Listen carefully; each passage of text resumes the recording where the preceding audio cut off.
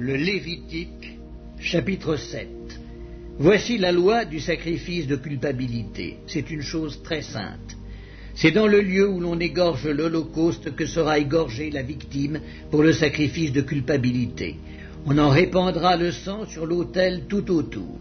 On en offrira toute la graisse, la queue, la graisse qui couvre les entrailles, les deux rognons, et la graisse qui les entoure, qui couvre les flancs, et le grand lobe du foie qu'on détachera près des rognons. Le sacrificateur brûlera cela sur l'autel en sacrifice consumé devant l'Éternel. C'est un sacrifice de culpabilité. Tout mâle parmi les sacrificateurs en mangera. Il le mangera dans un lieu saint. C'est une chose très sainte. Il en est du sacrifice de culpabilité comme du sacrifice d'expiation. La loi est la même pour ces deux sacrifices. La victime sera pour le sacrificateur qui fera l'expiation. Le sacrificateur qui offrira l'holocauste de quelqu'un aura pour lui la peau de l'holocauste qu'il a offert. Toute offrande cuite au four, préparée sur le grill ou à la poêle, sera pour le sacrificateur qui l'a offerte. Toute offrande pétrie à l'huile et sèche sera pour tous les fils d'Aaron, pour l'un comme pour l'autre. Voici la loi du sacrifice d'action de grâce qu'on offrira à l'Éternel. Si quelqu'un l'offre par reconnaissance, il offrira avec le sacrifice d'action de grâce des gâteaux sans levain pétris à l'huile, des galettes sans levain arrosées d'huile, et des gâteaux de fleurs de farine frites et pétris à l'huile. À ces gâteaux, il ajoutera du pain levé pour son offrande avec son sacrifice de reconnaissance et d'action de grâce. On présentera par élévation à l'Éternel une portion de chaque offrande. Elle sera pour le sacrificateur qui a répandu le sang de la victime d'action de grâce. La chair du sacrifice de reconnaissance et d'action de grâce sera mangée le jour où il est offert. On n'en laissera rien jusqu'au matin.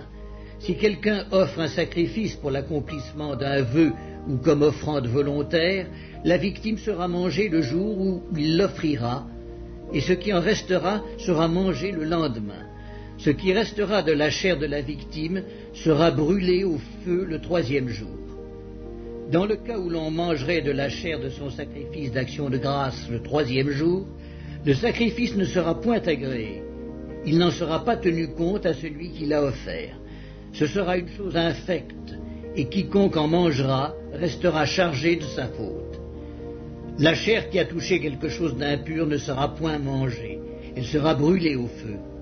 Tout homme pur peut manger de la chair, mais celui qui, se trouvant en état d'impureté, mangera de la chair du sacrifice d'action de grâce, qui appartient à l'Éternel, celui-là sera retranché de son peuple. Et celui qui touchera quelque chose d'impur, une souillure humaine, un animal impur, ou quoi que ce soit d'impur, et qui mangera de la chair du sacrifice d'action de grâce qui appartient à l'Éternel, celui-là sera retranché de son peuple. L'Éternel parla à Moïse et dit, « Parle aux enfants d'Israël et dis, vous ne mangerez point de graisse de bœuf, d'agneau, ni de chèvre. La graisse d'une bête morte ou déchirée pourra servir à un usage quelconque, mais vous ne la mangerez point, car celui qui mangera de la graisse des animaux dont on offre à l'Éternel des sacrifices consumés par le feu, celui-là sera retranché de son peuple. Vous ne mangerez point de sang, ni d'oiseaux, ni de bétail, dans tous les lieux où vous habiterez.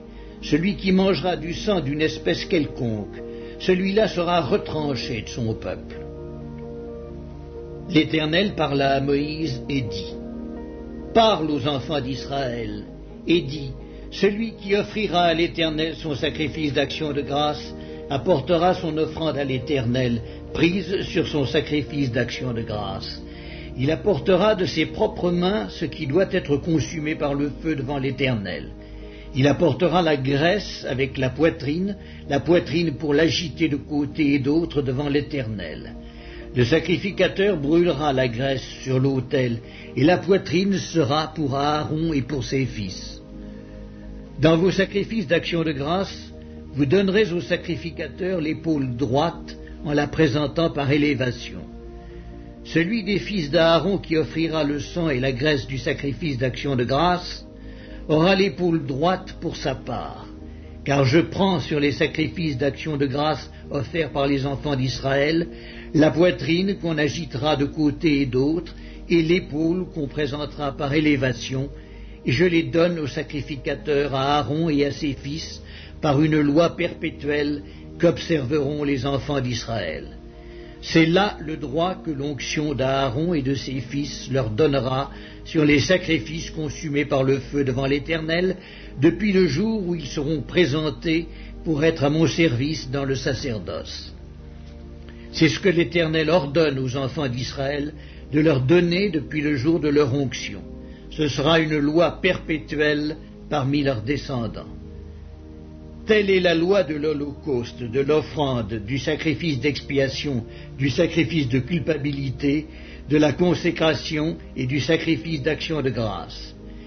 L'Éternel la prescrivit à Moïse sur la montagne de Sinaï, le jour où il ordonna aux enfants d'Israël de présenter leurs offrandes à l'Éternel dans le désert de Sinaï.